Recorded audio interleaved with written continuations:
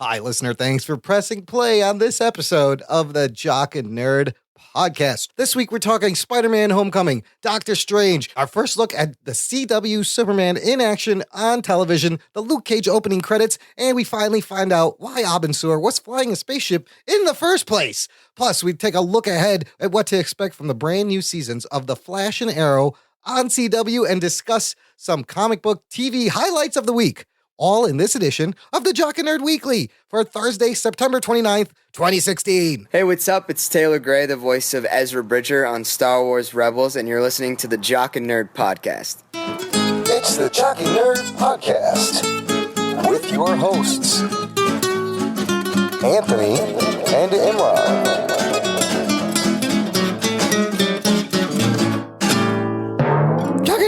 Hey, what's up? Welcome to the Jock and Nerd Podcast. My name is Imran. My name's Anthony. He's the Jock. He's the nerd. And sometimes we're also known by fun mashup names David Malofsky's given us. Are you aware of these, Anthony? He calls us Nerdron and Jockany. Oh, nice. Right? Jock and Nerd. I prefer an old school classic one, Cock and Turd. Cock and Turd. Oh, we haven't. Speaking of Cock and Turd, also joining us is the Rug Boy. What's up, Rugs? Good earth to you. What's up, everyone? How's it going? How's it going? Yeah, you don't have a name mashup. You're just the Rug Boy, but I like Nerdron, Jockany, Cock and Turd. Welcome to the show, listener. Returning listeners, we're so glad you're back. If you're a new listener, here's what we're going to do. This is a Jock and Nerd Weekly, where every week we have a little Geek Digest show where we talk about the week's comic book, TV, and movie-related news. And random shit. And random shit. Take side tangents all day long. We're going to discuss what's coming up for the new seasons of The Flash and Arrow on CW. And then we're going to discuss some superhero TV highlights of the week, stuff we like, stuff that caught our attention. It's going to be a great show. Strap yourselves in for some geekery. You fucks. Spoiler time. I'm just going to... That's a callback. That's this. Strap yourselves in, you fucks. Spoiler time. Cock and Turd. Classic. That is a classic. Look, if you're also a new listener, I want to highlight some of our recent shows, because you may be one of those people that's been reading comic books, and maybe you're burned out by the mainstream comic books. You may be burned out by the big two. You may be burned out by the big three. You know, if you count Image. We talked to some really cool cats from the UK, independent comic book creators. They got a great scene out there. They're doing a lot of exciting stuff. Episode 127 of the Jock and Nerd Podcast features Brett Uren, who has created this awesome book called Torso Bear. And if you're into dark, twisted children's books, you should check out Torso Bear. It's True Detective meets Toy Story. Oh, shit. Wow.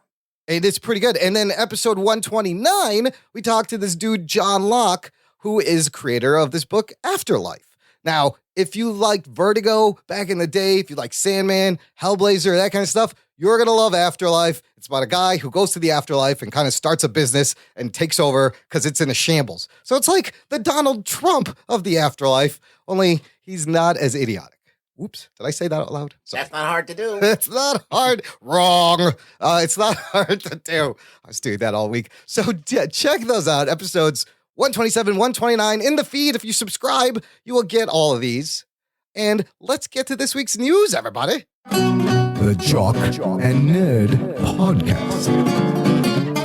All right, we're going to start with Rug Boy's most anticipated upcoming MCU movie, right, Rug? Spider-Man Homecoming.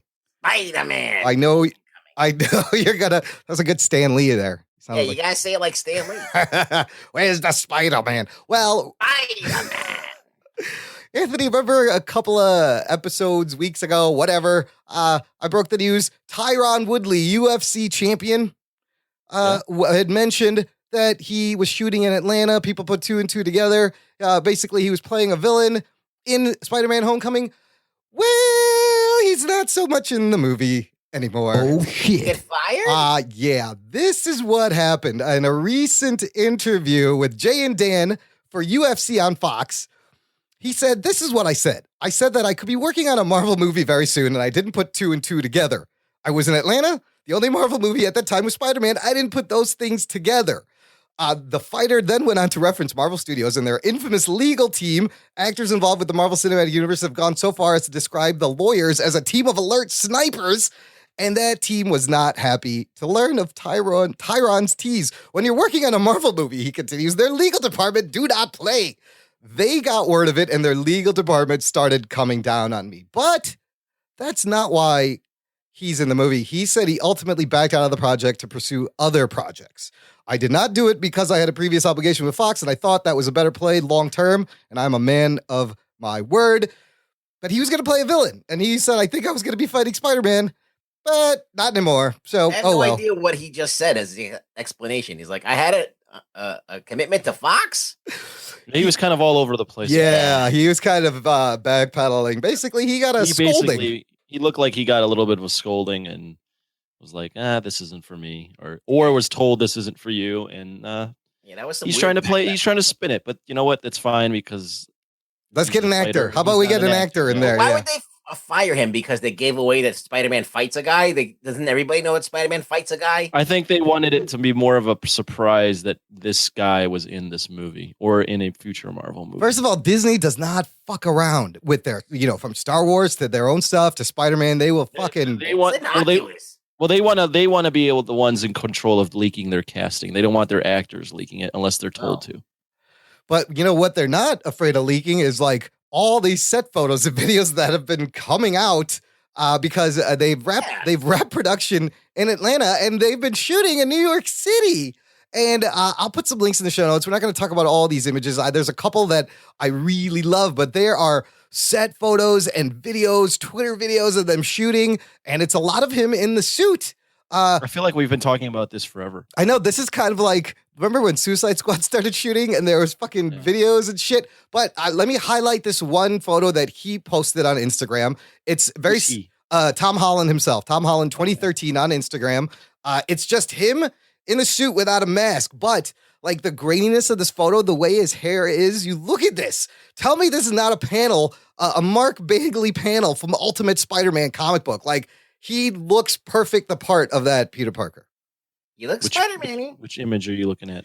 It's the one Tom Holland shows off Spidey suit in Queens. So he's back in Queens. And then the other one I loved was he was hanging out on a balcony on a fire escape in costume with the mask drawn up on his mouth. And I was just giddy. I was totally like, there's Spider-Man on a fire escape in New York City. That's kind of cool. Imran, let me ask you something. Yeah.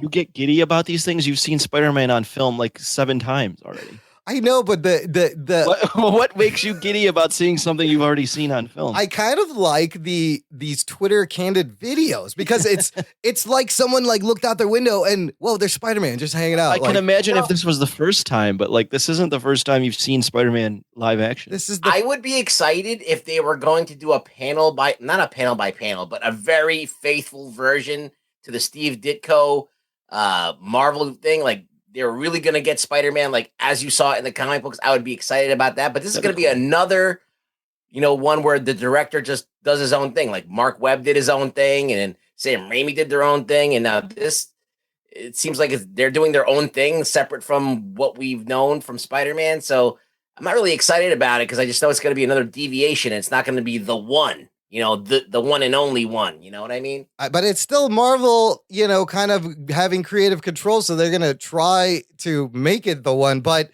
they've changed everything about Spider-Man. You know what? That's a good point because a little part of me is starting to think this sounds like a little bit of a mess. Like, there's tons of villains. We have the Vulture, the Tinkerer, Shocker. We don't know who Logan Marshall Green is playing. Tyron Woodley was supposed to play another villain. There was rumors of they're buying up Nightwatch comic books, which is this really obscure Spider-Man character, to put him in. So I'm kind of confused and nervous. But I just like that he's in the You'll suit. Love it.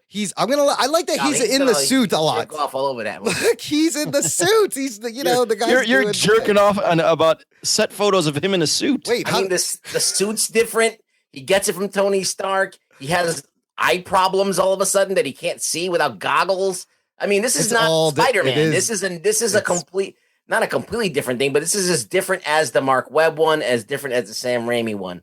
It's not the one, and it won't be the one until they actually are faithful to Spider-Man. I will concede, Ruggs, that it's not our Spider-Man. No.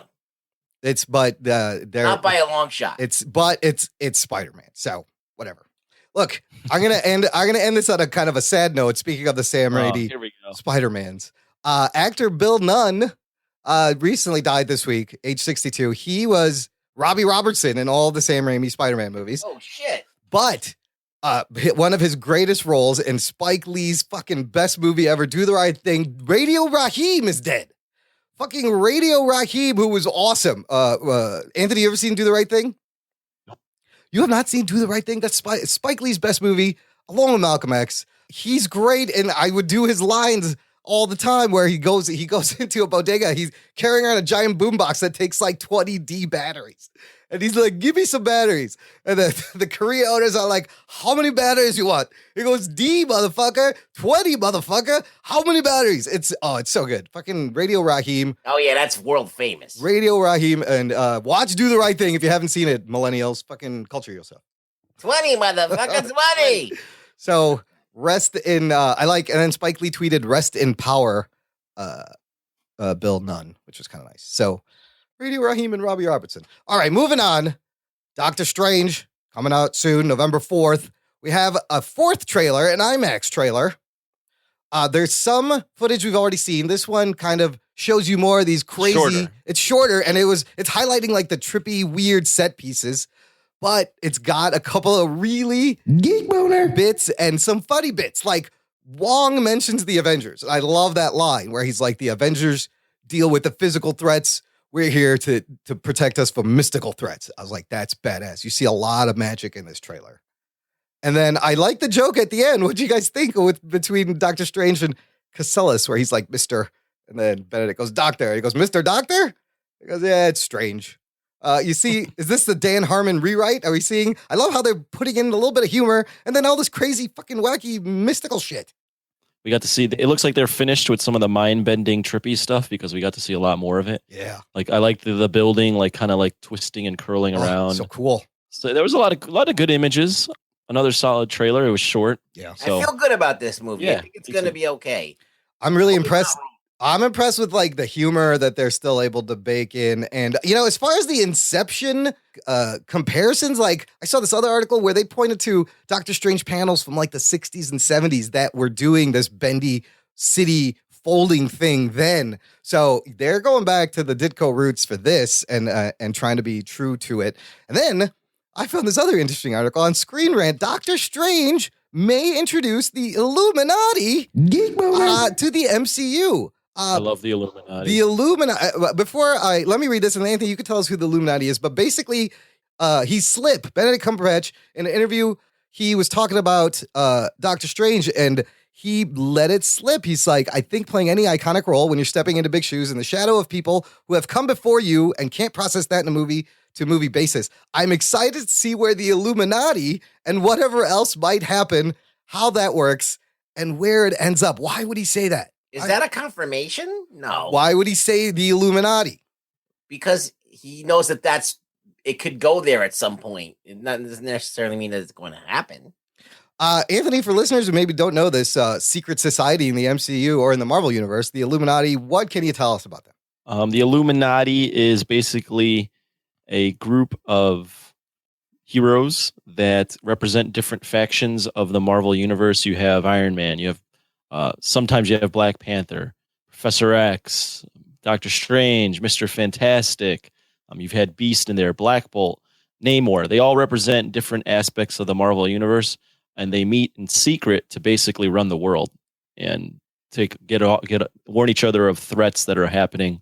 And they make huge world decisions. Captain America's been in the Illuminati. The only thing that might hold back the MCU from fully doing the Illuminati is they don't have Mr. Fantastic. They don't have Professor X. And they don't have Beast. They have a lot of the other But they have a lot of the other guys, so they could probably make it work still. You could bring in a Namor, you could bring in a Black Bolt. Look, just like real life, like the Bilderberg Group, there's an Illuminati that's actually controlling everything. Just believe it, people. Believe the conspiracy.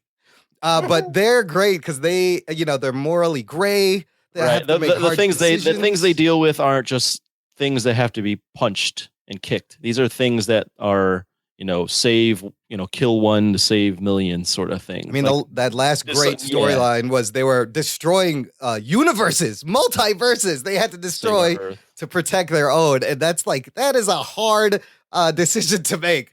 Do I destroy another whole universe? The stuff they deal with usually has to do with question, what it makes you question what is a hero, what is a villain, what is the gray area, what's it really like to run the world, stuff like that. Good stuff. I would love to see them sometime. There was a down the mini-series, line. right?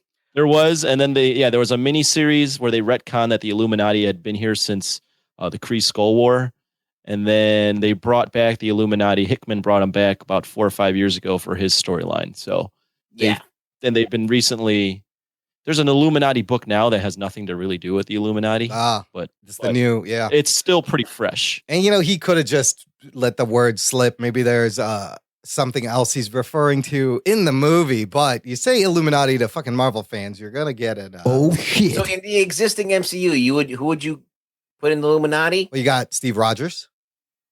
Okay. I don't think he would do the Illuminati. Even in the comics, he's always It would been definitely kind of- be Stark and Strange. Stark and Strange. Strange. Maybe the Vision. I don't know. You could have the Vision in there. You'd have to. Who would you replace those? I people would with? I would go Stark, Strange. If they ever Banner. make the Inhumans, no, I wouldn't go Banner. I'd No. go Black Bolt. Yeah. Banner's a loose cannon that he doesn't represent shit. He's smart as shit, though. Panther. Yeah, you would go Panther, Panther. and then what I would do is instead of having, you'd go Namor if you could get Namor, but then you would also go, instead of X-Men, I would throw in like a Loki or some wild card like that, like someone to represent Asgard. Yeah. And we could be introduced to someone in Ragnarok that could be that person. Listen, they're very close to forming a cinematic. They have enough. They have enough to Illuminati. do an Illuminati. I mean, they did less with the Civil War. They had less with the Civil War. And they That's still did right. That, so. Oh, that's a good point. Yeah. All right. That's good. Maybe we'll see it. Get it done, Marvel. Let's move on to some TV news. You guys, we finally get to see on-screen TV Teen Wolf Superman in action. Geek boner. Yeah, I saw a trailer. Supergirl has released a couple of clips, a couple of teasers. The one I like is it starts with Clark in Metropolis, and there's always a plane crashing, which is the only that's how the whole show started. There's a plane crashing. There's a lot of plane crashes. I guess it's a shuttle. You saw the clip of Superman helping out Kara save the shuttle. Yes. What'd you think? Super Cuban. It's good. It is super Cuban. He's so Cuban, Pete. I actually didn't mind it. I thought it was, it's cutesy. It's he's a little weird looking in the suit. He's not as big as I thought he'd be, but Yeah. I actually didn't mind. I thought actually kind of liked it and made me excited for the show, or at least that episode. Yeah, I mean, he'll be in a couple episodes right off the bat, but I love where he's lickety split. And then you could just imagine Perry White yelling at him going, nobody says that. And then he does the Great Caesar's ghost mention. And then just when he shows up, he's like, hey, how's it going? Need some help? He doesn't just come in and be a man and take over. He just hangs there and asks her, and she's like, this is a job for the both of us. He's like, absolutely. And he goes, and I was like, I already like this guy better than Henry Cavill Superman. This is a great Superman. I've always envisioned, I like the Christopher Reeves version, and I like this. I've always envisioned Superman being kind of corny. Yes, he's cheesy. Like that cute, he's cheesy, but he's like dad cheesy. Yeah. Not unlikable cheesy, but dad cheesy. And this kind of has that vibe. This his big brother cheesiness. Someone took that clip and they cut it together with John Williams' score from the Superman movies, and goddamn, that really hits good. It's so perfect. I really think I'm gonna like this Superman. Also, in this other teaser, they name drop fucking Gotham. Oh shit. There's a family walking away from wreckage. They're like, we're moving back to Gotham. It's in the fucking trailer. Yeah, I saw that. So Saw that what too. does this mean? Is there a fucking Batman in the CW verse? They should be, because why can't, if you can put Superman in a show, Right? why can't you put Batman? I don't even know why they're doing a Supergirl show. They should be doing a Superman show, but whatever. He may get a spinoff off this, but I feel like, look, because of Gotham, if Gotham gets canceled next season, how about you make a Batman show on CW and end that? I would assume that they can tease Gotham, but I think there might be a contract with Fox where Fox has exclusive TV rights to the Batman character until that show inevitably burns in hell. I just love that they mentioned Gotham. This got me excited for the CW Flashpoint Supergirl new universe she's going to be in. I'm excited for the. I don't know if you have it mentioned here, but the eventual 4-episode crossover. I got some details about who the villain is, and we'll get into that when we talk about. I know about Flash it. We'll wait. And Arrow. Let's move on to Marvel on Netflix. We are pending just hours away the release of Luke Cage. Where this is today is Thursday, September 29th. It'll be out at 2 a.m. tomorrow morning. Anybody going to stay up to watch it? No. Okay. I mean, I'm excited, but I'm not going to stay up and be tired for work. When I start watching this, I want nothing to be on the schedule. Yes. I want to be able to Luke Cage it all day. So listener, by the time you hear this, you've probably already binged a lot of it or half of it or some of it. But David Mobley. And if you haven't, what the fuck have you been doing? Just stop this podcast and go watch that and come back. But David Mobley, our great Twitter buddy, he sent us a question about Jessica Jones. He says, when does season 2 of Jessica Jones come out? It got me on a little cyber hunt. I found a couple of interesting details. I found a tweet from the senior writer for Entertainment Weekly, Natalie Abrams, and she writes, Marvel Netflix schedule, Luke Cage, Iron Fist, Defenders, then second and third seasons of other shows, and Punisher. So we have that kind of skeleton, but then there's another article saying Daredevil is not going to come back until 2018. So that's going to push all those other things back. So I thought we would get a Jessica Jones like late 2017, 2018, but it's if they need to do 3 shows a year. Also, Netflix has said they're moving towards 50% original content, which is only good news for these shows because they're going to need more shows. For sure. Wait a minute. So wait, Go the ahead. Defenders is coming out at the tail end of 2017? Yes. Okay. We'll have Iron Fist. Is that's what you said? Yeah, we'll have Iron Fist, then Defenders. Tail end of 2017? Oh, yeah, that makes sense. Okay, yeah. You're right. Yeah, it would be around this time then. Next year. Right. And then whether, you'd go back to the beginning and do Daredevil, Jessica Jones, and then add a Punisher, or I wonder what Punisher's already done some casting, so I'd assume that's got to be coming up pretty. They've done some casting. They may the next be year or so in production. So that's very exciting for the Netflix. Going back to the Luke Cage, we have a final Luke Cage trailer released, which right now is the only thing I can sink my teeth in until tomorrow when I actually watch the first episode. But you guys see this trailer? It's another great fucking trailer. Saw that as well. I love the little cameo of Stan Lee. Did you catch that? He was like on a poster at the end.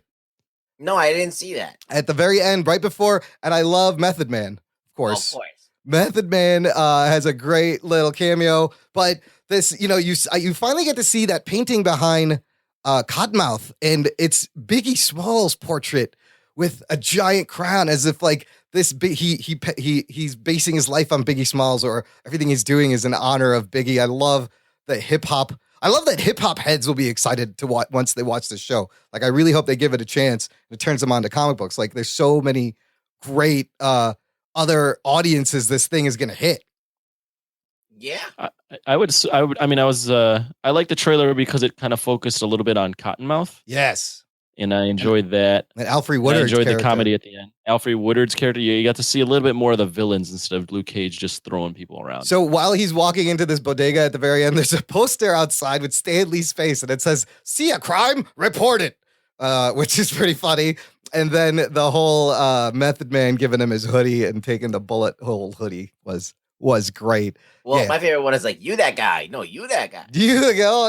He's like, sweet Christmas. I love that. And then the most exciting thing that just got posted is the opening credits to the show. Now, we've talked about how we love the opening credits to these shows. Daredevil has a great one that fits the show. I love Jessica Jones' one. It definitely fit the show. I'm going to play the music in the background while we discuss these credits. And compared to the other 2 series, what did you guys think overall? Is this another killer opening credit scene?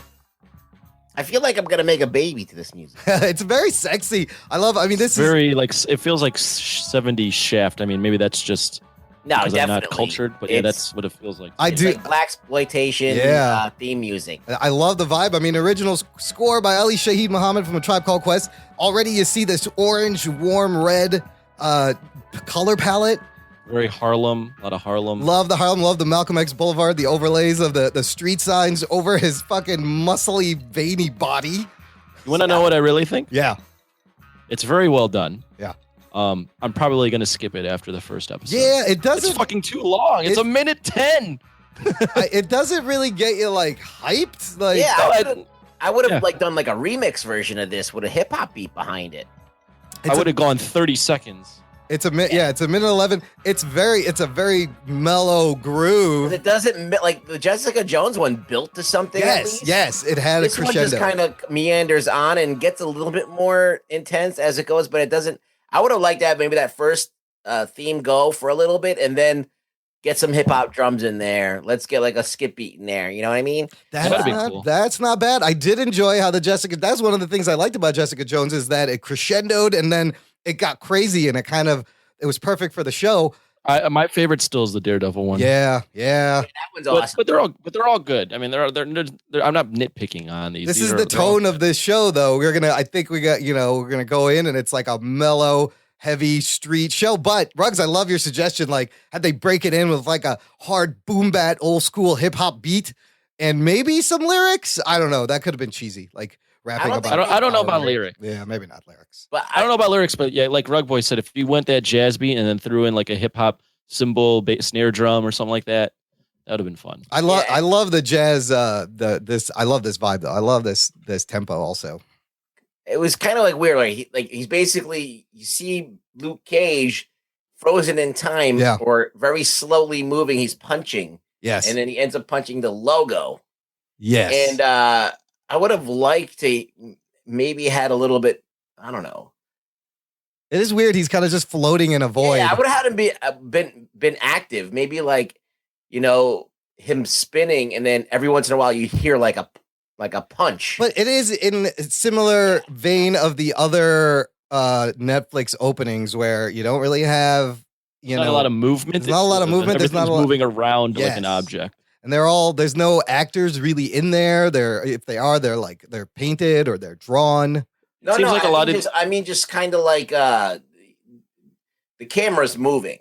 So, right, the camera's moving. Anyway, you could actually, I don't know, imply action without actually. Doing That's true. It could have picked up a little bit, I guess, but it seems like these intros are given to like not programmers. I don't know what the word would be, but people that are at a computer and they're just like, go to work, just fucking do something crazy. They're well done though. I mean, it's still on par with like HBO shows. The fucking intros, it's great. Yeah, last little interesting note about Luke Cage. Turns out that they were going to actually do Iron Fist first. Luke Cage was going to come after Iron Fist. In a recent interview, showrunner Cheo Coker said that after the character debuted on Jessica Jones, Marvel changed their mind. He says, Marvel went from we're going to take our time to let's flip it and do Luke Cage first, Coker said. We've got this great concept, and this guy is leaping off the screen. Let's follow the momentum. I like that they're kind of flexible about this, and they were able to still make quality and capitalize on it. Makes sense. They should have done this first anyways. Yeah, I mean, Jessica Jones. You're tying it together, yeah.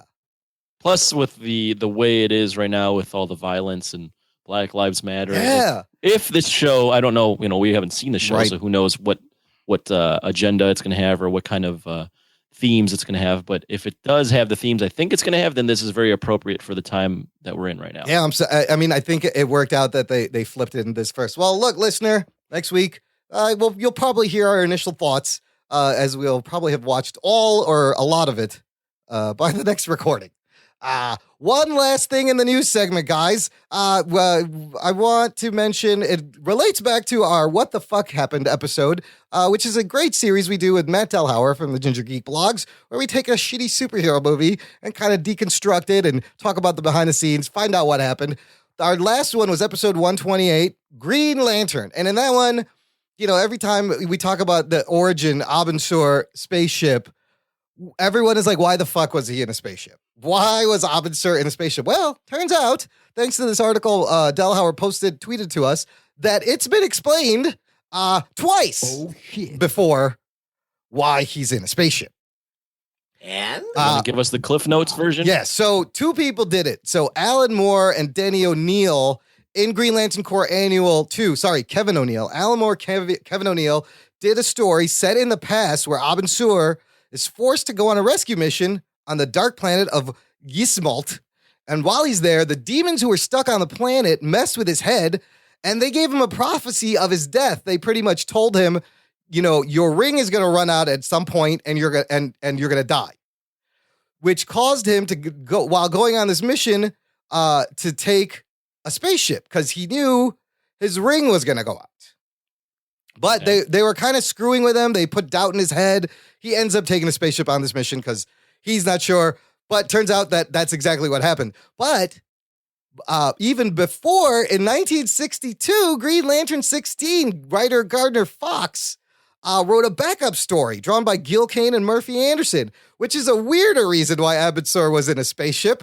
He was captured by these group of energy beings who are drawn like these fucking shitty star burst things, and they control people's minds. So he was capturing all of them. One of them gets away. It tracks down Abin-Sur and controls his mind and tells him to go into a spaceship and fly off back home. He's trying to escape, but actually Abin-Sur knows he's in there and he's playing along. And he ends up defeating the thing. But then by then he's caught in Earth's yellow rays, zaps all the battery, and That's a stretch, dude. That second one, the original one, That's a is stretch. it's really weird. That's The second one already lost me. The second one is great. That's total like 60s, 70s just to come up with something it's golden absurd like age, that. silver age stuff. Yeah, Abin, The first one not is so better. sure. I've been sore once after I did. Hey, Anthony's been sore from CrossFit. We've all been sore. Yeah. What do you This is think? Very true. The first explanation, I guess, which is one of them is canon. That first one, this is why Abin-Sur was in his spaceship. First one works better. I mean, they're both. I mean, if you flew a spaceship once, does that really make him in a? Is that canon? I don't know. It's they're filling DC in I mean, the I back. hate when people, especially do that. when you're dealing with DC, Yeah. they change their canon all the time. There's so it doesn't multiple. really fucking. But this is the thing. I'm going to go a sidebar right now. I'm sorry. Okay. Here's the rundown. Okay, Anyway, hold on. but, There you go. Here's the rundown. See, this is the thing with canon in general, okay? I feel like you have to take the sum of everything, and then that's what you go with. You don't go with the fact that one time a thing happened, because think about this. Comics go on for in perpetuity. There's like fucking a million comics, and so they get bored. They get run out of shit, so they do something weird every once in a while. And then, but that doesn't mean that that's now the status quo. Like the Abin-Sur drove a ship once, now he drives a ship all the time, or whatever.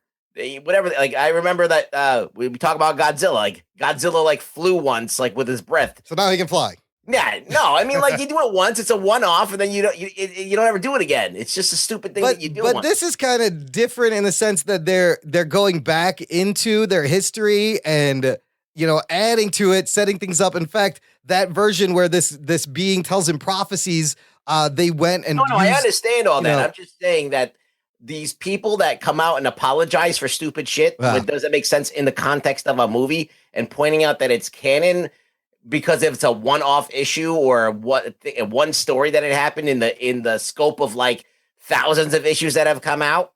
Like, I hate that. Like, he doesn't need, he's just because he's supposed to be in a ship, it doesn't need to be. You do the sum of everything. How many is Abin-Sur always in a ship? Then you put that in canon. Just this one time when his ring ran out of power and he died, and then he found Hal. Yeah, so I'm done with that shit. With people apologists coming out with like an exception to the rule, and I'm like, shut the fuck up. This is what we're talking about the context of everything. Yeah, but I like that I finally got an answer to this question. Like, there's something in there that's really arbitrary, but you're always wondering why the fuck is he in the ship. By the way, listener, I made a meme. Actually, Rug Boy and I made our first meme. It was a combined joint effort, wasn't it, Rugs? Oh, the Harambe meme. Yeah, where did this start? You had a tweet about Green Lantern. Oh yeah, because we had just done the Green Lantern thing, and I was getting into the Harambe thing, and then I just was making a tweet, and I said, you know what? I wish that Harambe would have gotten that, because he's a hero, Harambe is a hero. Yeah, he's a tragic hero, but he's a hero. He had the will of a hero, So he should have gotten the ring. He should have gotten that ring. He lived long enough. He died a hero. He didn't live long enough. He didn't become a villain. Yeah. And look, listener, if you also want to know what that looks like, just visit the show notes for this episode, jockandnerd.com/131. Let's get this meme trending. There's an image in there. You guys even know the Harambe, like where this originated from? Well, I mean, besides the fact that he got shot in the zoo. Well, no, I just know that it's a meme and people are doing Harambe shit all over the place. Where did it start, Anthony? There's this thing called Barstool Sports. I don't know if you guys have heard of it. It's like a parody website about sports. And they do all these things like Harambe for president, tits out for Harambe, dicks out for Harambe. Shit. So it's a very like college bro thing where they just throw Harambe in there. And then now it's obviously evolved into Deadpool, or he should have gotten the fucking ring from us. So they just started using Harambe after he got shot. It was like a month after, and then people started like rallying around Harambe. Look, my meme is very powerful. You get an image of... That's up there with tits out for Harambe. It says, I wish Harambe got that ring instead of Deadpool. And it's quite a good Photoshop job of Harambe amazing as Green Lantern. And you're like, yes, imagine if he had that ring. Well, he would never got shot. Hue his face a little green, too? Fuck yeah, I did. Is there a gorilla dude that's a Green Lantern already? Yeah, he kind of... That's like if Grodd was a Green Lantern. No, but I think there's got to be a gorilla Green Lantern. There's got to be like a monkey. All right, fanboy who dug up the thing about Abin-Sur, figure that one out. I mean, the gorilla. There's got to be a monkey planet, and the lantern of the monkey planet will look like. There's a fish one. There's a freaking. The other guy looks like a pig. There is a gorilla Green Lantern. Let's get hashtag Green Harambe Lantern trending. Harambe. What's the name of this gorilla Green Lantern? I don't know. Actually, it looks like it's just a fucking. Migo dressed up in a Green Lantern. Oh, it's not actual. I'm sure there's a gorilla planet. There's got to be a monkey Green Lantern. There is some images of them. I just can't figure out the names. Because we should have them fight to the death. Oh, Harambe Lantern and the actual gorilla Green Lantern. Well, Harambe's already dead. Or maybe we should have him be renamed as Harambe.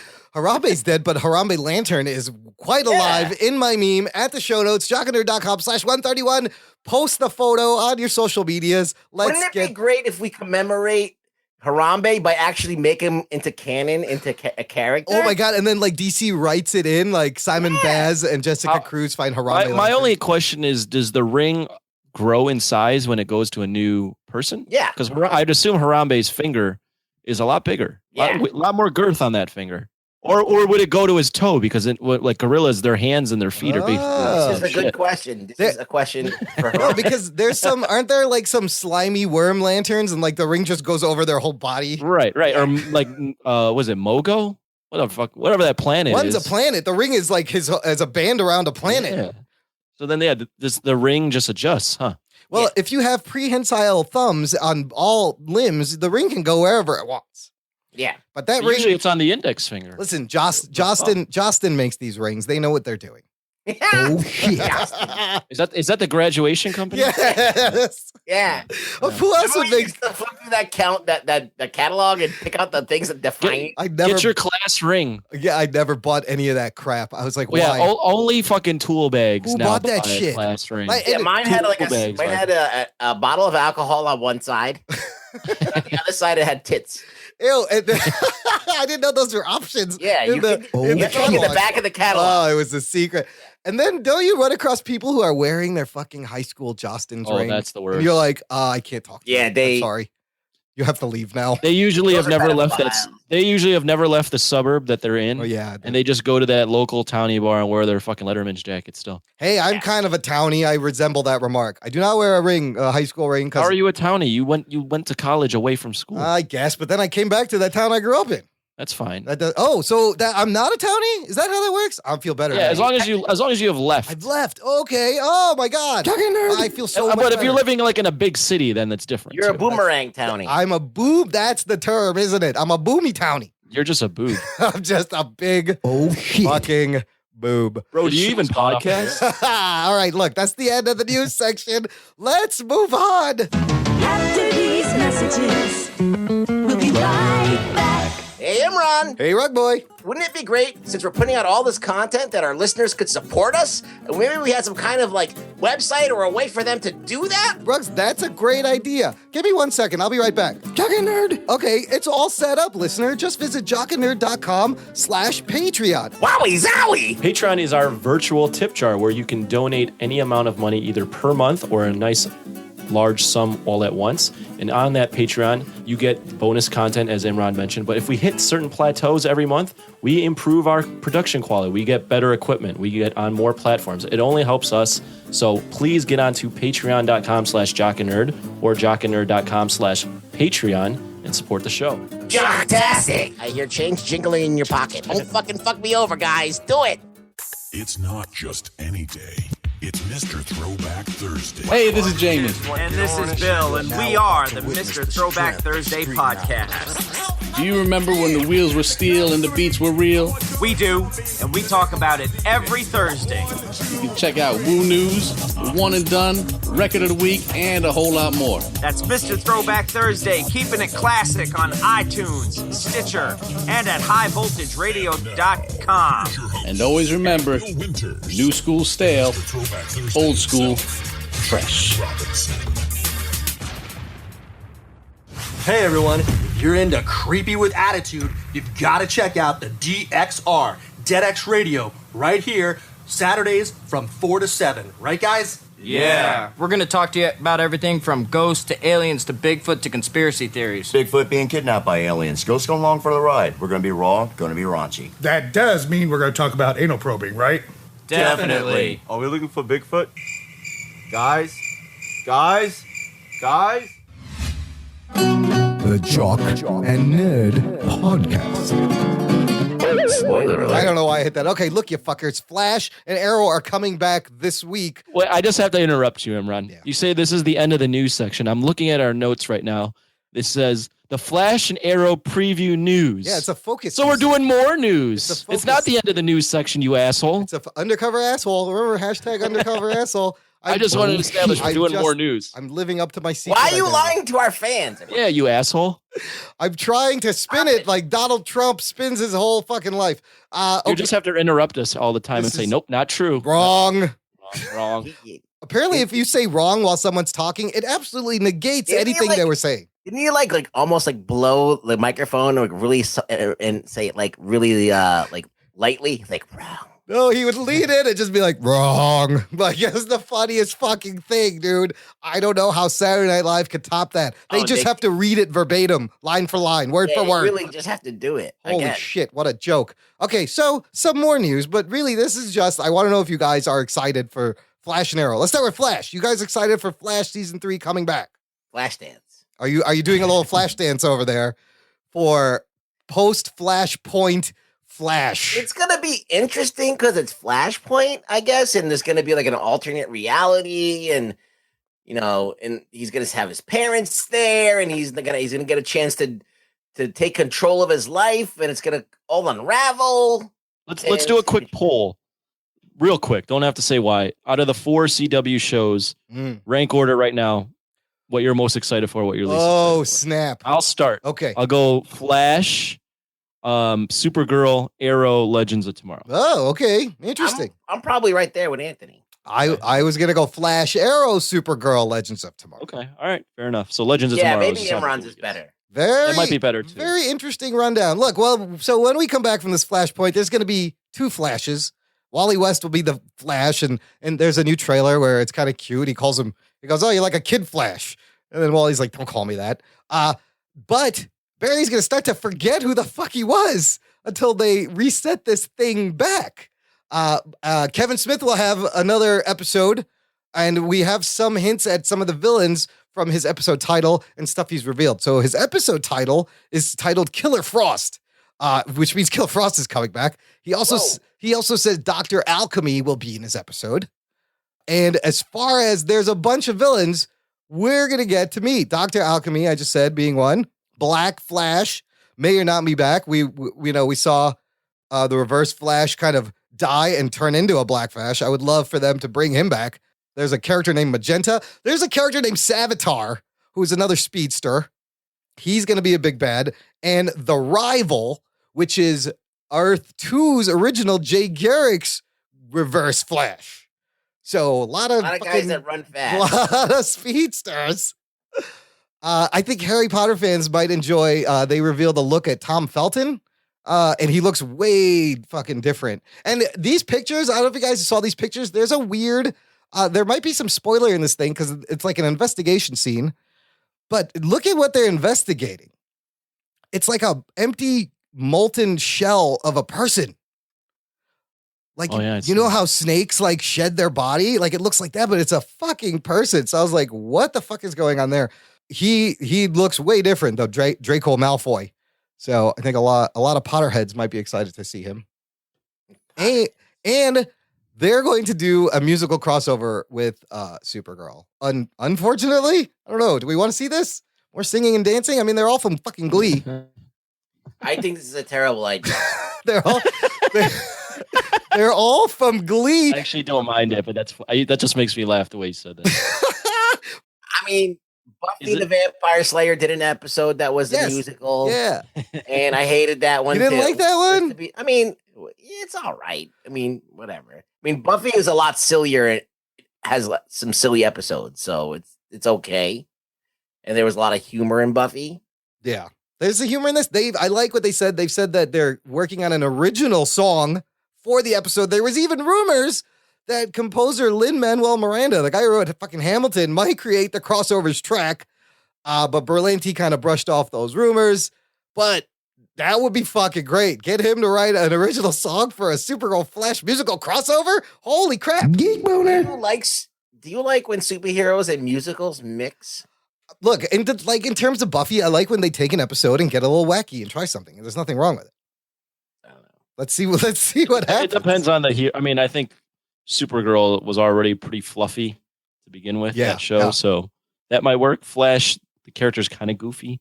We'll see. I don't know. I mean, it's probably not a good idea, but whatever. We'll see what happens. Oh my God. So it's just stupid. Yeah, I mean, it ultimately is, but I feel like they're like, look, we have all these singing and dancing motherfuckers. We might as well get some music out of it. Wally not Iris West, Joe West. He's actually a good singer, right? He can sing. Grant Gustin, Melissa Bemoist, and probably the rest of them they all come from musicals. Those Stranger Things kids are also, they can sing really well. They're done a lot of Broadway. Everybody can. Tom Holland, I think, was Broadway too. Yes, he played the dancing fuck. What was that kid's name? The dancing. The little Billy Elliot. Billy Elliot. That's him. The little blonde dancing fuck on Broadway. Tom Holland played, which is this is why he can do all these flips and shit. The dancing fuck boy. The dancing. There's your fuck boy mention. Thank you, millennials. That's for you. So yeah, Flash. Very exciting to see how this Flashpoint affects the rest of the shows. All the rest of the shows being Arrow season 5, now the longest running CW show. Yet there is an awesome new trailer. Longest dubbing of the Berlanti. Of the Berlanti, the one that kind of. There's longer running CW shows. Well, that's true. In Berlanti CW verse, the one that started it all, they put out a new trailer called Breaking the Rules. And the reason I put Arrow second is I wasn't excited until I saw this recent trailer. There's a lot of cool, there's great action. It's darker. Oliver mentions that killing may be back on the table. Oh shit. But are they affected by the Flashpoint, or we don't know yet? We don't know, but I think I'll get into that in a little bit over the crossover. I think it will affect all the shows. It really has to. You can't just keep it to one show. I think Flashpoint is the reason that, Supergirl is going to be in their universe. They're going to have to explain that somehow. Or you could also go with like the fact that this is like a divergent timeline. So stuff could be happening in an alternate timeline that doesn't affect what's happening here until much later or something like that. Whoa, that just made my head hurt a little bit. Yeah, it does. We thought time travel was fucking mind bending. Yes. When you get into fucking alternate universe and resetting, Jesus Christ. So, So in Arrow, this trailer, there's a fucking shitload of people who are going to see new Team Arrow, formed by Wild Dog, Ragman, Artemis, and Mr. Terrific trying to get into the biz, and Diggle will be back. This is a pretty cool team, Arrow, and you see Thea also as Speedy. So that's a pretty dope vigilante street team. And then in terms of villains, they show you Dolph Lundgren in this trailer. Prometheus at the end, which is that crazy dark archer. And I think Oliver causes his origin somehow. Cody Rhodes, still unnamed character, Cody Rhodes wrestler, the bad guy vigilante. And I will get into this, Deathstroke will be making an appearance in Arrow season 5. And also, dude from Walking Dead, Tyrese, Chad Coleman is playing Tobias Church on season 5. So it's going to be, we'll be like, hey, is this Walking Dead? What is this? It's going to be fun. No, I'm not going to think that. You're not going to think that at all? He forgot about him. He has the same facial hair in this show that he had on Walking Dead. Like he looks just the same. I'm watching the trailer right now, and I actually have to say, I'm hearing just a little bit of the sound. I'm cool with them going back to that dark tone. That's what worked for Arrow. Yes. And if they could go like a little more brutal than Flash, I think that might work in terms of tone and you need vibe. to like add variety to these shows. Like they have to be different from each other. And I think that one of them should be a little bit darker. Yes, and it should be this one. This is your Batman show. I love that they're going back to the first season thing of him killing again. Like, there's a line in the trailer where Thea's like, Laurel wouldn't want you to do this. And he's like, what does he say? He's like, the dead have no choices or have no voice. Like Laurel's death has pushed him back over the edge of killing people. And we'll also find out what the fuck she told him, I'm hoping, in that one scene right before she seized out. So this is a good trailer, right, like dude? this. It's the action looks great. It's gritty. It's dark. The costumes aren't cheesy. No, and the Prometheus, his voice is awesome. Like it's a very personal villain. He just wants to take down Arrow because he probably created him. This is why I was like, I got suddenly more excited for Arrow season 5. And the second, I have to agree. Right? I just watched that and I was very skeptical. I think I ranked it 3rd. Yes. I'll jump it up to 2nd. Right. I think they can really get back. Here's some other good bits of information that really made me feel good. But before you get into bits though, just real quick, they really went off the rails with the Olicity stuff. Then this past season with the magic, like that's just not Arrow. No, that's not. No one gives a fuck about magic when you're watching Arrow. Well, either no, they didn't know how to handle it. Poorly handled, and it didn't fit. So it was too striking. Anthony, speaking of Felicity, in that trailer, there's a really quick shot of Felicity kissing another dude. Oh shit! That's not Was that another dude? Yeah, That's not Oliver. Not Oliver. So maybe they could just their work together, and he doesn't need a love interest. I read an article because I was really frustrated with this last season. It didn't seem like it affected Felicity that she just killed a bunch of people. Right. But I think they're going to touch on that this season. So that's what I gathered from the article. Because you're right. I forgot about that. Like she diverted this missile, killed the whole town, and she doesn't feel bad. Nobody's asking her about how she feels about this. Like it never happened. Right. The writing was just a fucking mess. So, you're going to have flashbacks and Bratva. So this week they were in production on their 100th episode of Arrow. And Stephen Amell was tweeting a bunch of crazy things. Here's some of the characters that are going to be showing up in episode 100. By the way, I also thought 100 was exciting because, like, that usually means syndication, the show. But I found out they lowered the syndication number. You only need 88 episodes. They count 4 seasons, 4 good seasons, 22 episodes, puts you into syndication. So what does syndication mean? Syndication means other networks can pick up and rerun and play your show. So we could have it so on. The show will live forever. Yeah, then, just like how Seinfeld and Simpsons are on every fucking channel all the time. Sure. They can now. Walking Dead's now on a different channel. Yeah, Walking now. Dead. Yep. And plus, it means royalties for my goddamn DVR picks up Walking Dead, and I'm like, oh, it's back, and it's just a fucking mine rerun too. on WGN. Every time, anytime it's like it says 11 p.m. or 10 p.m., I just delete it. I'm like, why are you recording the reruns? I said new episodes only, you goddamn DVR. Can't you program it to channel? Yeah, probably. Who the fuck wants Probably to? can, Dummy. but we're both dummies. Yeah. Blinking VCR 12 o'clock lights. I blame this on Imran. He's the technologist, and he's getting this wrong. Undercover asshole. So in the 100th episode, Stephen Amell, here's who we're gonna see. Jamie Sheridan, who played Robert Queen, Ollie's dad, will be in this episode. Okay. Laurel Lance will be in this episode. Okay. Drug dealer Anthony Venza, who was in season 1, will be episode. And like I just said earlier, motherfucking Deathstroke will be in this episode. Shit. Now, whether it's a hallucination or a flashback or what, I don't know. Because he's still in the fucking prison island, right? Technically. Testicles. Lee and you. So, I was thinking about Robert. Is Deathstroke in that trailer? No, this is how Amel tweeted out a photo of him sitting on a park bench with Deathstroke in full costume. I see it now. Yeah, and I was like, oh, snap. So that's – plus, we got an on-screen Joe Manganiello Deathstroke. I think they want to kind of capitalize on that a little bit. And he's the best villain ever for Arrow. If they can get back to fucking season 2, at any point, if they can get back to that kind of level or close to it, then I'll be very excited for Arrow again. Season 2 was its peak. This is kind of what I'm feeling is like season 2 Arrow. Remember, you know what else I thought about? Remember the list in the first season, like the list of people he had to kill? Like that was just awesome. Maybe this person at the end, the Dark Arrow or whatever he is someone that was on that list. Oh, Prometheus. He might have killed, and then he realized he didn't fully kill this son of a bitch. Ooh, I love when he was hunting down people from the list. So yeah, tons of new baddies and new good guys. I cannot wait. Now, Anthony, you had mentioned the 4-part superhero crossover. They are going to do this. This is going to happen possibly. So the 100th episode will be in December. Yeah, they said late November, December. The 100th episode of Arrow, I think, will be part of that 4-part crossover. Cool. DC Entertainment and the CW have announced the villain that will menace the heroes.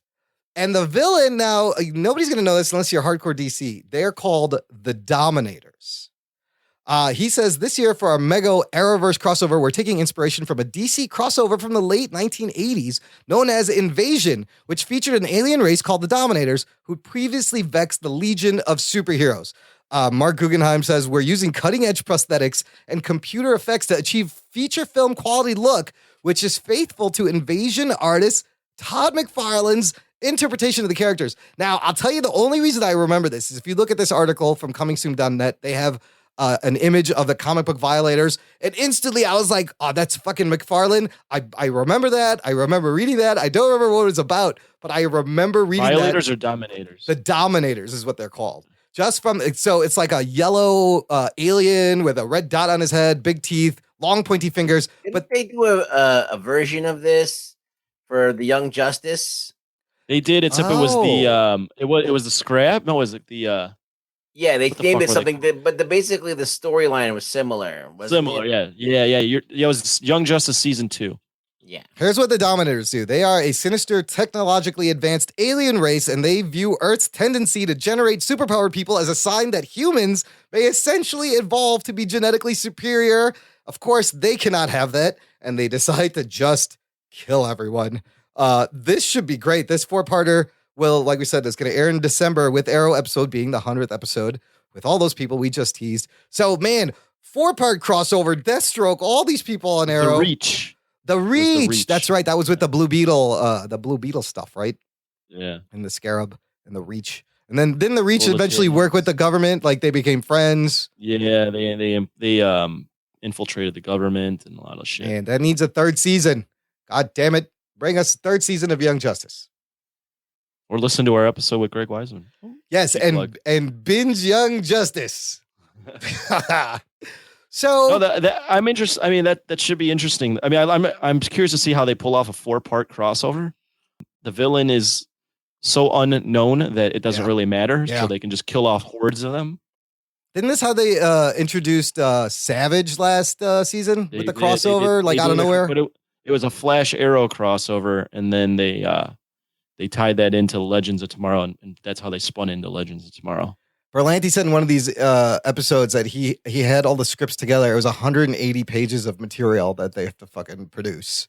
So, it's going to be a good one. That's going to be exciting, and it's not too far off. So we'll get to see that before the year is out. Coming soon. It's coming soon. So, goddamn, guys, you will be watching the shows this week, or whether you've seen them already and watched this. They are coming back October 4th week? and 5th. Flash comes back the 4th. Arrow comes back the 5th. Hey, I got a piece of news. All right, what you got? Go ahead. Did you hear about this? Greg Rucka said that Wonder Woman's gay. Yes, I did. This just comes out. Greg Rucka confirms Themyscira is a queer culture in a new interview. Now, Ruggs, you've been reading this new Wonder Woman. Somewhat, yes. Have they been hinting at any of this? There at all? has been allusions to relationships on the island between very hot Amazonian chicks. I mean, it kind of makes sense. So I thought this is pretty fucking interesting, actually. The interviewer, Matt Santori Griffith, who's an openly gay man himself, he asked Rucka flat out if Wonder Woman is queer. Rucka wisely asked him to define the word.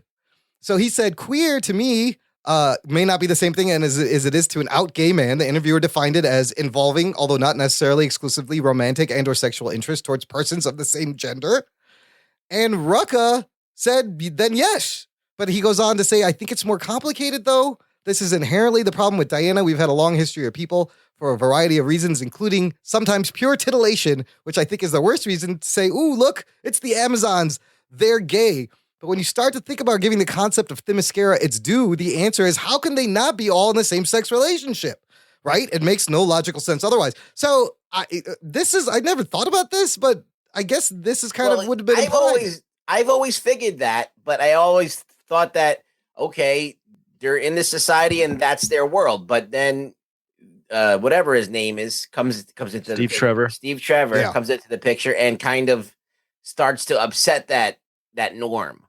Well, and then but he makes the point that, he's trying to show that she doesn't leave her home because she's finally seen a man and wants to run off with him, especially since she's likely had several meaningful relationships on the island throughout her life. According to him, she leaves because she wants to see the world. But are you really queer if you're not given the choice that one or the other? That is a goddamn good question, Rug. Shit. If that's just your normal paradigm, how is that? Yeah, if you're in prison, maybe she's queer because she's starting to like men.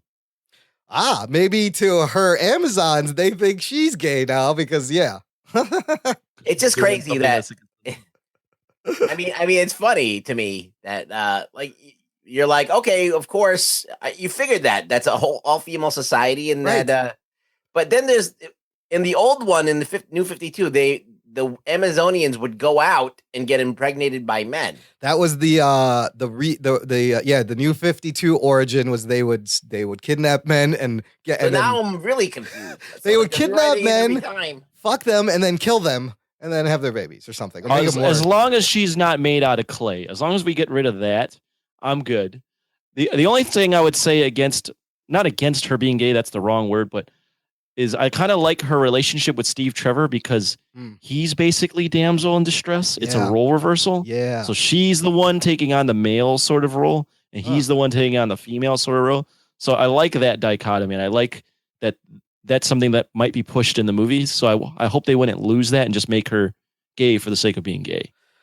Well, I really feel like that in the community, she is an icon. Yeah, Wonder Woman is a gay icon, absolutely.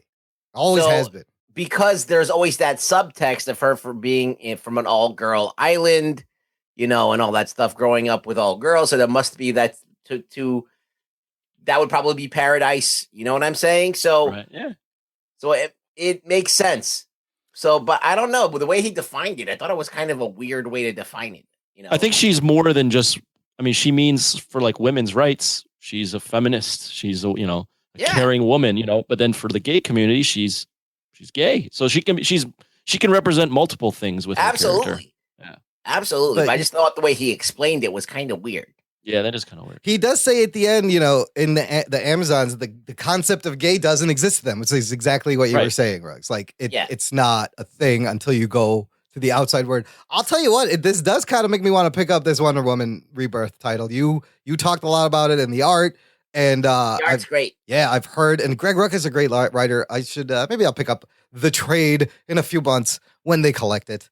But good topic to bring up. Good piece of news. I was gonna put this in, but then Anthony would have yelled at me for adding things, so I didn't. But thanks, Rex. Jock and Nerd. All right, let's do a little this week highlights in superhero television. The only running shows currently are Gotham and Agents of S.H.I.E.L.D. And we had our second episode of the fourth season of Agents of S.H.I.E.L.D. And do you guys have anything nice to say about Gotham? Because I didn't watch it. It's fucking wacky. They It's not good. It's entertaining. And that's basically all you can say. It's definitely its own thing, but Maggie Geha, they finally brought the hotter, older Poison Ivy. She looked great. Holy crap. She put on a green dress and you were like, God damn. Crazy. She was all right. Yeah, no, she from I don't know how they're gonna explain this. Look, in the scope of Gotham hotness, that chick, black chick is the hottest. She definitely is the hottest. And Barbara Keene sometimes can be sexy. I got a good body. So they've introduced Vicky Vale's aunt, Valerie Vale. She's pretty smoking. Oh yeah. I like the Valerie Vale. She was on The Real World. What? She was on The Real World. She was on a reality show? Or San Francisco. She's on one of The Real World. Valerie Vale is she's Asian. She was on Real World San Diego. That's Jamie Chung. She's fucking hot. She's fucking hot on the show too. And she probably looks, I don't know how old she is. She looks like she's like 21. She looks exactly the same as when she was on. She is not aged one bit. Yeah, you got that good Asian genes, Anthony. You should know. She's 33. How old do I look? I look 28? You're gonna look 12 for the rest of your life, Anthony. That's great. You should all be so lucky. But I'll agree, Theo Gallivan's sister, whatever her name is, she's by far the hottest girl. It's worth it just to see her sometimes. Theo Gallivan? His sister. What's her name? What the fuck was her name? I don't remember. I'll look her up. But we got chick? Yes. Oh, she's fucking hot too. Oh, she's smoking. But they have two. There's two Bruce Waynes. Look at that rack. Sorry to fucking. There's a Bruce Wayne doppelganger who may be Thomas Wayne Jr. like from the Court of Owls. There's an owl lady. There's fucking wacky shit. So Ivy, there's a guy who ages people, and he grabbed Ivy briefly, and she fell through a sewer. Bruce Wayne age and become Batman already. He's never gonna be Batman. It's fucking wacky entertainment. But I'm trying to figure out this actress's name. Wait, why can't you find her name? How hard could that be? Tabitha Gallivan? Yes, Tabitha Gallivan is the character. It says Tila Dunn, but then it pulls up this child. No, this isn't fucking. That's weird. Tabitha Gallivan's hot. Smoking. Yeah. So I watched the show for that. And then Morena Baccarin. Of course, the Morena Baccarin. Oh, she's back. Yeah, which is so stupid. Like, Gordon goes to visit Lee, and he sees her through the window with another guy. And so then he starts macking on Valerie Vale. And then at the end of that episode, Lee just comes back on a train for no reason. Because I want my old job back. My job sucks. Of course, right when he's making out with Vicky Vale's aunt, she's going to show up. It's fucking silly. But fun stuff. Let's talk about Agents of S.H.I.E.L.D. Jessica Lucas. Oh, Jessica Lucas. What else has she been in? Anything good? She's a Canadian actress. Yeah. Dun, dun, dun. Oh. Not to, what is the term? What's the term where you make it where you just talk about a girl as if she's nothing, like if she's just not even a person. Oh, you mean I know what you're saying. Like talking like any guy does. You mean like talking like all guys do? Yeah, exactly. Like how guys objectify a woman. Objectify. Yeah, not to completely. I wanted to get her name out there. No, yes, Jessica Lucas is gorgeous. Canadian. Oh, she was in Cloverfield, Covenant, Evil Dead, 2013. Grace Point, Melrose Place, 90210. Hot, all right, wow. Right, dude. I'm telling you, it's worth it just to watch her scenes. So what little she's in. I don't know if I'll watch a whole show, but I'll throw some episodes or just some clips. And she's like Butch. Butch had a relationship with her, which is odd. Really? Yeah, he's got a thing for her still. Hey, at least fat guys can get it too, right? Yeah, and she started to have feelings for him too a little bit. He's husky. He's husky. He's not fat. Big boned. He's big boned. Yes. Shops at the husky section in Sears. But fuck Gotham. Did you guys watch Agents of S.H.I.E.L.D. this week? Couple of big revelations. I did watch Agents of S.H.I.E.L.D., but something about this is bugging me, but a little bit. What? I'm loving it. What's I do like things. There's a lot of good things. Yeah. I just don't like the ghosts. Well, you don't like the them. ghosts are the way the ghosts as in like the storyline or the ghosts in the way they're portrayed. I think a little bit of both, but I think more about the way they're portrayed. It just doesn't work for me. Nah, it just doesn't work for me. Well, what was interesting is the ghost mentioned the Darkhold, which is a mystical book in the Marvel universe. The Darkhold actually had its own title. It's also known as the Book of Sins, created by Jerry Conway in 1972. And this in the comics, it also created the werewolves. Ghost Rider has dealt with the Darkhold. I heard him say Darkhold. I was like, what the fuck is that? I had to look it up. This could also be how they tie this in to Doctor Strange. It's a mystical artifact, like the first one from way back in the day. So I kind of like that storyline and that mention. It does seem like they're trying to put this in line with when Doctor Strange comes out, they're putting the pieces together. Side note, there was a rumor earlier that John Bernthal was going to be may have been on Agents of S.H.I.E.L.D, a crossover. The reason why is that New York Comic Con is this weekend, and they tweeted that Bernthal. Rugs, you going? Yeah, are you going, Rugs, this time? No. So there's too many people there, isn't there? I went last year and it was. You hated the cosplay, right? It was terrible. It was just like it was not fun.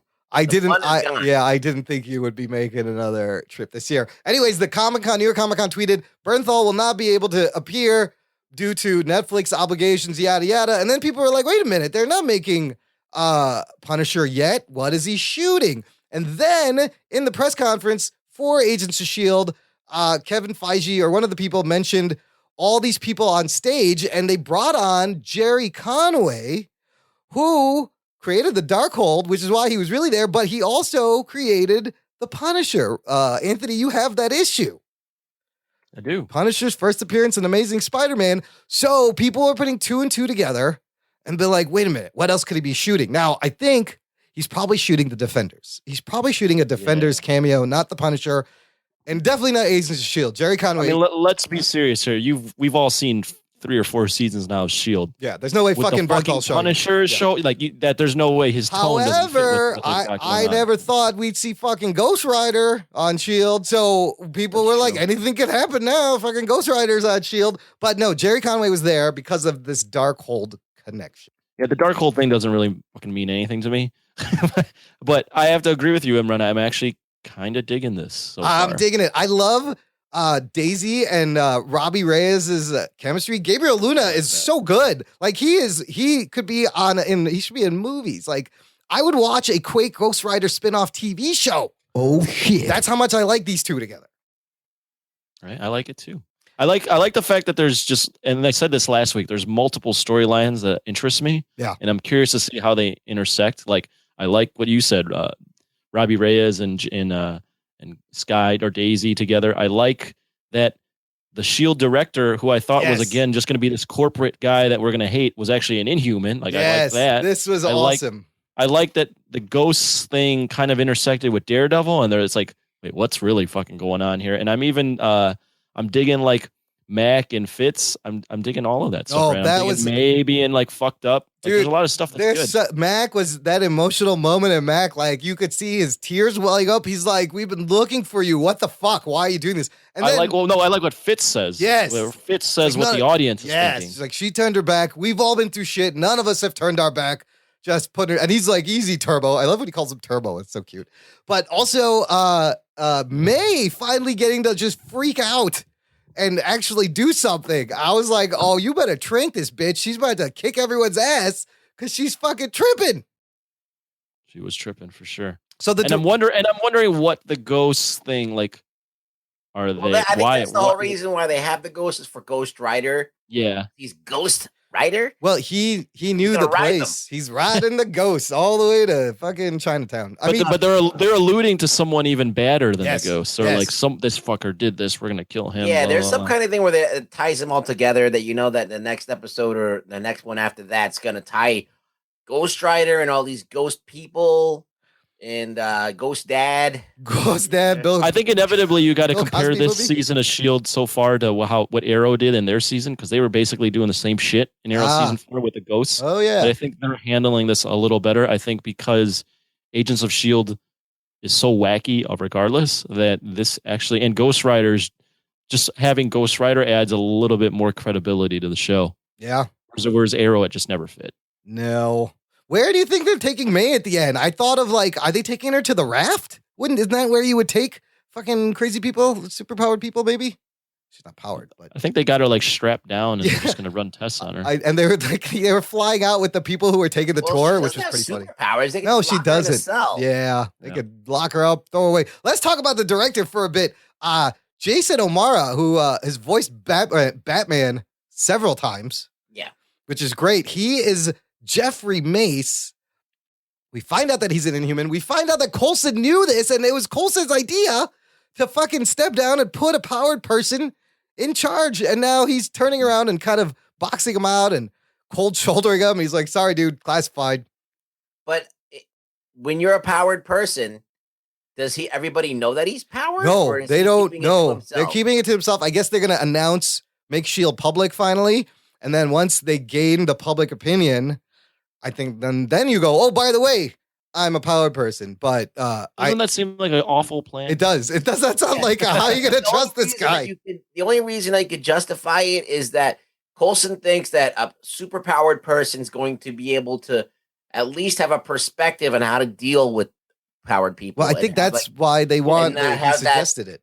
Yeah, and not have that like us versus them mentality. I could see that, but if you're gonna lie about it to start, the whole reason why people don't trust S.H.I.E.L.D. is because they had all these secrets. I mean, and maybe that when they make this announcement, he's gonna be like, "Oh, by the way, I'm a powered person." That's the only way that works. I love that line though, where he mentions, and now that Steve Rogers went AWOL, you wanted a hero. So Jeff, remember the rumors over the summer where this new director is a character from the 40s. Jeffrey Mace in the comic books is a character from the 40s, predates Marvel, from the Timely comic era. He is known as the Patriot. And he was in Human Torch, right? He was in the original Human Torch, and he was actually he was like the third Captain America for a while. After Steve got frozen in ice back then, they were going through Captain America's. So that Steve Rogers reference and the fact that this is a character from Timely called the Patriot and filled in for Captain America. What all this means, I don't know. It's a neat take on the guy. I was not expecting him to be Inhuman. I'll tell you that. That was a good one. Speaking of Inhumans, I like that Daisy is like just assuming that Ghost Rider's an Inhuman and he's not. Yes. And I like that because for too long the show has just been playing in like a limited sandbox. And let's fucking get crazy. Like if you're in the Marvel universe, there's more than just Inhumans. Everyone knows this. There's fucking mystical shit. There's fucking super powered people. There's tech. There's everything. I love Let's it. play with all these things. Absolutely. And he's like, nah, I sold my soul. I love that line too. He's like, to the devil? He goes, yeah, well, I was the only one that was buying. But already Simmons, I love the conversation where Simmons is like, oh, it's not a ghost. She mentions Tobias Ford from season 1. And then Mac is like, well, maybe it's just a ghost, people. Like, why can't it be a ghost? So they're starting to deal with stuff they can't really explain. It's very interesting. What did you like the episode, Ruggs? I thought it was pretty good. I mean, there was enough stuff that was interesting, like with the reveal of the director and, the chemistry with Ghost Rider and Sky or Daisy. And I do like, the way the characters are acting. They have a good handle on the characters, just what they do and the stories that I'm worried about. Okay. I'll throw in another 9 o'clock time slot change. Yeah. With when the fucking Japanese guy's banging his head against the fucking glass over and over and you're seeing blood splatter. I'm like, yep, that's 9 o'clock. They would never show that much blood. They would never show that at 7 o'clock. Every episode has had blood splatter. And even It comes on at 10 here, by the way. 10 in the East. 10 Eastern. But you don't really see blood splatter even in like the Marvel movies that much, do you? You've only seen blood splatter. Yeah, you see it in Gotham. You'll see it in the Netflix stuff. But yeah, this is the first time Agents of S.H.I.E.L.D.'s been doing this much. Do you think 9 o'clock slot is 10 o'clock in the East? Let's say 10 o'clock. 10 o'clock in the East. Is it on par with a PG-13 or an R or somewhere in between, or is it PG? It's little a light PG-13. It's like a light PG-13. It's a lighter PG-13. I don't think you're going to hear any cuss words. No, that's true. You're going to hear swearing. Whereas PG-13, you can get like one fuck in, right? Yeah, one fuck. Oh, shit. And all the shits you want. On shits, you can do multiple shits. Oh, the shits. Shit all day. The shits are a dime a dozen. They don't give a fuck about the shits. Go fucking shit all you want. Though. You use your fuck. You get one good lay. You can say asshole, ass. You can say titties. You can say dick. You say dick? You can call people a dick. If a guy's name is Dick, you got to call him Dick. You can't suck a dick. You can't say suck. You can't say. You can't say. You can't do that on rated R. You can't suck a dick in rated R.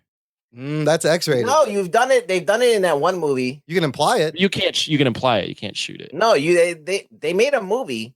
That was a porno. Was it classified as a porno? Which one? No. Deep Throat. Buffalo was something with Buffalo. Buffalo 66 or something. Oh, that was a crazy. I know with Christina Ricci and that fucking crazy guy. Sevigny. Oh, Chloe Sevigny. Who's the guy? He makes really weird movies. Yeah. I mean, they are independent movies that push the boundaries maybe of. Maybe it wasn't rated. I'm not sure. It might have been. I'm looking it up right unrated. now. Vincent Gallo, who makes some of the fucking weirdest. Was it rated R or rated X? Craziest movies. Or NC-17. Maybe it's NC-17. It might be unrated. There are those times where it says rated R on IMDb, but there are like Henry and June was NC-17, Portrait of a Serial Killer. And some of them I don't even know why they are, but you show a little bit of. I just remember it was normal in a theater. sex. Yeah. It was in a theater. It wasn't in a porno theater. It was in a regular theater. But no, this is a weird indie movie, Buffalo. It wasn't in a Pee Wee Herman theater. It was a regular, Is Paul Rubin sitting next to you? Vincent Gallo makes some fucked up movies, though. I kind of like his stuff because it's just, he does what he does. It's weird. Christina Ricci also in it, yeah. We got derailed. I'm sorry. Okay, look, one last thing to discuss before we wrap it up here, guys. I just want to shout out what A Place to Hang Your Cape is doing with their fundraising and charity calendar this year. It's an anti-bullying calendar. They're raising funds on Indiegogo. Remember when you plugged this one time and then we started bullying each other? Yes, we were. I think that happened on an episode. It was an example of what we're trying to stop with this calendar. This is what we want to not happen. Look, everybody has been bullied. We talked to, remember Jeff Hillier? We're like, have you been bullied? I think everyone at some point has been bullied. It sucks. With cyberbullying, it's even crazier now. It's even worse. It's horrible. So A Place to Hang Your Cape is putting out this Power for Good charity calendar. At the time of this posting of the show, there may be like 5 or 6 days left on the Indiegogo. Look, if you missed that, it's fine. You should buy the calendar because 10% of all the funds raised go to the National Anti-Bullying Alliance. You can find everything at ap2hyc.com/power for good. Now, in this calendar. Imran, real quick. Yeah. Before you talk about the calendar. Yeah. Did you watch Shark Tank this past week? I did. I had it on. Remind me. Chick from Naperville. Yeah. Just outside Chicago. Yeah. Trisha Brabhu. Yes. Yes, the got Indian girl. $100,000. Yes, yeah, I remember $100,000 offer from Mark Cuban and Lori Grenier for her anti-bullying app. That's right. It was the. What is it? What does it do? So what schools are doing is they're downloading this thing called Rethink. Yes. You put it on their computers, and they're trying to get like a national carrier to get it. But basically, when a kid emails or tweets or text messages someone that is something nasty or hateful, the app will immediately stop you from doing that and go rethink what you're saying, and then let you rethink it either. And you can still text it out, or you can change your text. Yeah, so it's making you think about what you're going to say. It's very simple, but I think a really good idea. It doesn't stop you. They can still send it out, but it's just giving you that pause. I think it should just tell you you're an asshole. It should just go wrong. It should just be like, you are a douche. And people will hate you if you do Why are you tweeting this? You are a douche. But this is a very appropriate for what you were talking about. Yeah, and I mean this cyber, and I was excited for her. Like she was like 16 or 17? 16 years old, came up with her. Holy shit. Because her story was she did a lot of research and saw someone on 11-year-old kid killed himself because of cyberbullying. But man, she was so put together and professional. You would not think she was 16. 25 years old. And she made a fucking deal with 2, right? She got 2. Mark Cuban and Lori Grenier. Rethink, great idea. So much in the same vein, listener, you want to help anti-bullying. If you love superheroes, hate bullies, buy this calendar, support this calendar. Links in the show notes. Here's what's inside the calendar. This is the cool part. They sent out a contest for kids to send in drawings of themselves as superheroes. They picked 12 and they got artists to take that drawing and reinterpret it as a nice illustration. And each month we'll have both of the drawings side by side, month by month. Well, listener, yours truly, the nerd, has a month in the calendar. Oh, shit. I've got to thank David Malofsky for asking me and thinking of me. Picture yours? Yes, I will put this link in the show notes to entice you to purchase this catalog. I want to see it. It's in the show notes. Oh, fuck. I'll post it in the show notes. Wait, Ruggs, I want you to see it because I want you to know I want to know what you This is think. good. This is very good. So the kid I got, his name is Nicholas Nikiforou, age 9 years old. He is their young person's choice winner, and he created a hero just named Superboy with the powers of love, courage, and brainiest. So listener, check out the image. Basically, he sent a thing of a guy in in a superhero thing, and then it looked like he had these arms, like these pincer claw arms coming out of his shoulder. And then there's a cat, and he drew a little skyline. So I made him look like the kid because he's got these videos online where he's like singing popular songs. So I made it look like the kid, and I made it look like a 9-year-old. I fleshed it out, and then I made like Doc Ock arms with pincers. And I even put the cat in there, and I kind of mimic the skyline behind him with the buildings he drew. And I had a lot of fun doing this, and I hope you guys pick up this calendar and support the Anti-Bullying Alliance. I didn't know you could draw. Yeah, fuck off. Ruggs, what do you think of my interpretation? It's interesting. Well, look what I had to start with. I mean, what would you have made from that? Don't blame the fucking source material. I'm not blaming the source material. I'm saying... No, it's good. I love it. I mean, I love the style that it's drawn in. I just think it's funny that his name is Superboy. Yeah, so I wish it was Super B-Boy, and it would have been like a hip-hop kid, but Superboy works.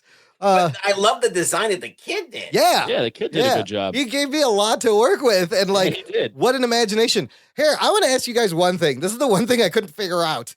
Behind him, that little orange thing, yeah, I didn't know what that was, so I left it out. I've got an interpretation for you of what it is. I think the kid drew a cape around the shoulders. And then like a cape around his waist. So he did a dual cape action. A double cape.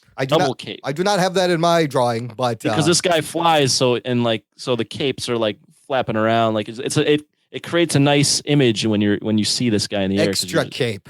Yeah, extra cape, so he can fly around. He's got a little bit more like they're almost like double wings. I do like the drawing though. I love the way you colored it and everything.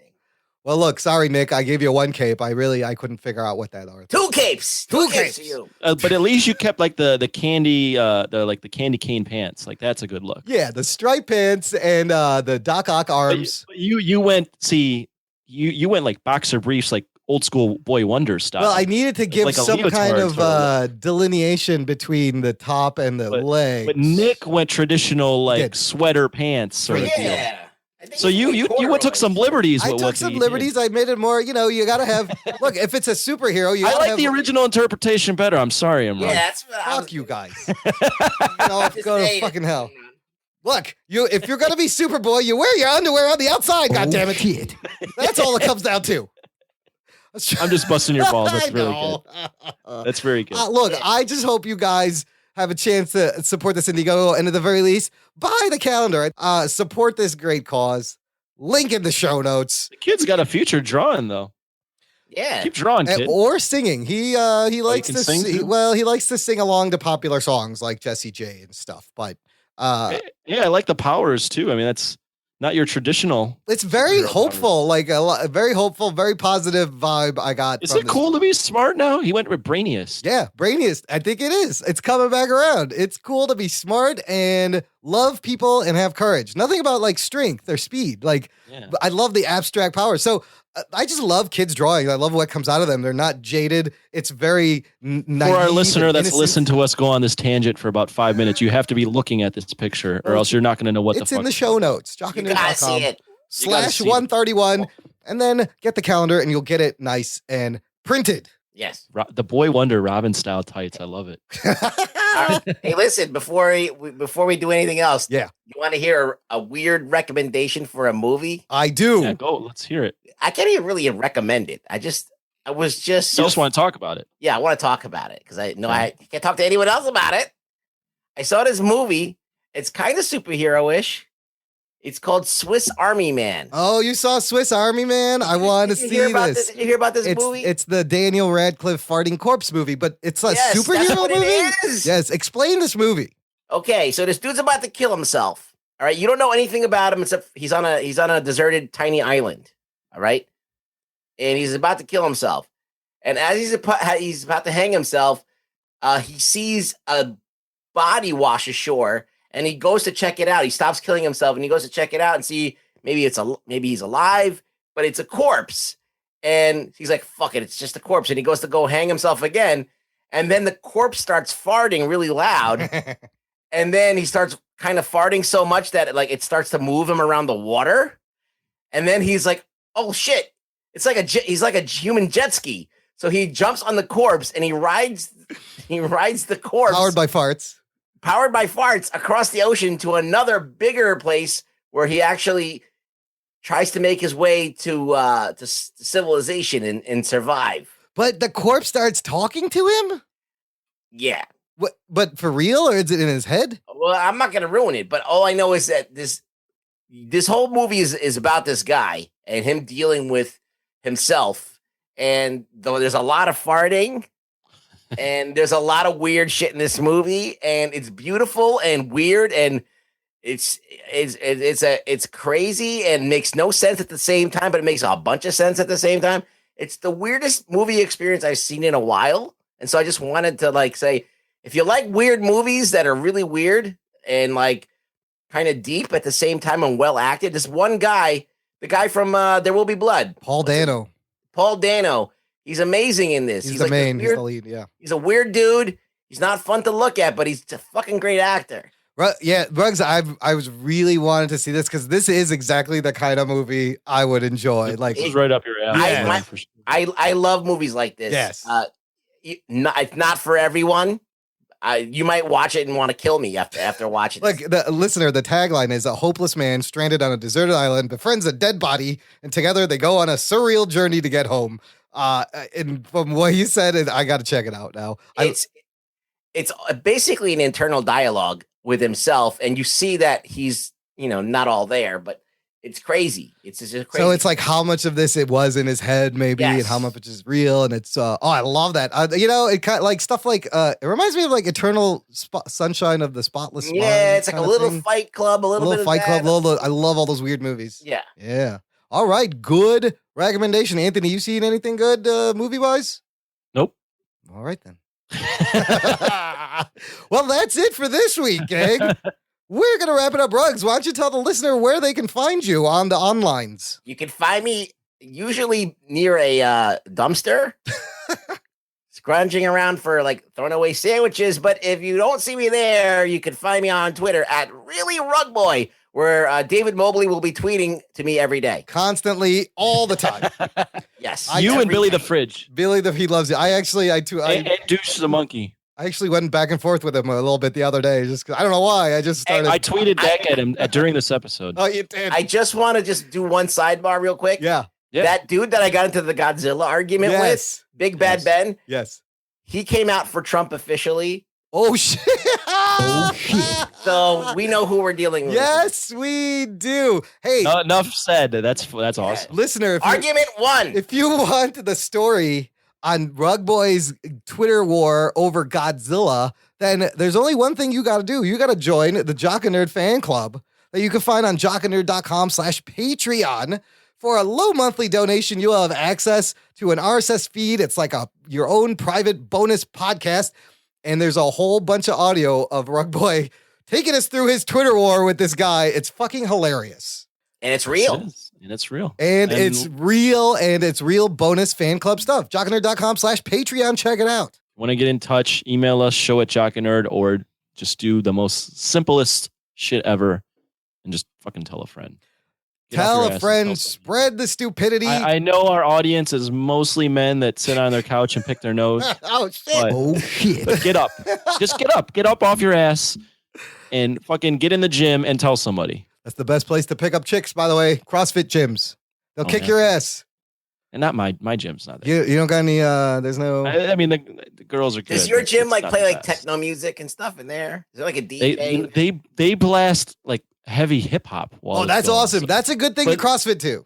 Yeah, it's like fuck these bitches and shit. they just played Luke Skywalker and 2 Live Crew. And the gym I work out in, because I live in the city, but I work in the suburbs, so I'm working out in this suburban gym. Yeah, it's like, what are they playing? I didn't know this would happen. I kind of like it. You're crossfitting to the N-word every 3 seconds. Oh, yeah. I love it. Look, listener, spread the stupidity. Tell a friend. You can find everything at jockandnerd.com. Thanks for listening. This has been the Jock and Nerd Podcast. My name is Imran. My name's Anthony. He's the Jock. He's a nerd. We'll hear you next time. Wowie zowie! I'm a scaring lesbian. Who cares? The Jock said that.